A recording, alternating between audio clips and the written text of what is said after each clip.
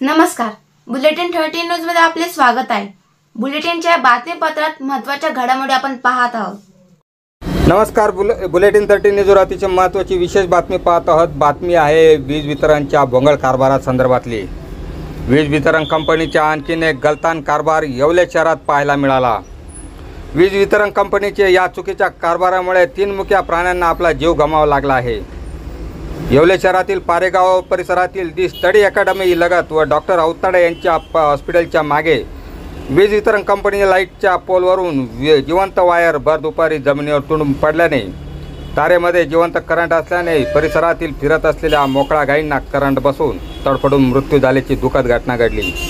या घटनेने शहरातील गोरक्षक संतप्त झाले असून याबाबत योग्य ती कारवाईची मागणी त्यांनी केली आहे। सदर कॉलनी एरियामध्ये लाईटच्या पोलवरून तुटलेल्या वायरीला अनेक तुकडे एकत्र करून वायरी लोंबकळत असल्याचे चित्र पाहायला मिळाले आहे। याला जबाबदार कोण असा येवलेकर प्रश्न विचारित आहे। या घटनेने सर्वत्र हळहळ व्यक्त होत आहे। बुलेटिन 13 न्यूजसाठी विलास कांबळे, येवला। अशाच बातम्यांचे नवीन अपडेट जाणून घेण्यासाठी बुलेटिन 13 न्यूज मराठी चॅनलला सबस्क्राइब करा व लाईक करा।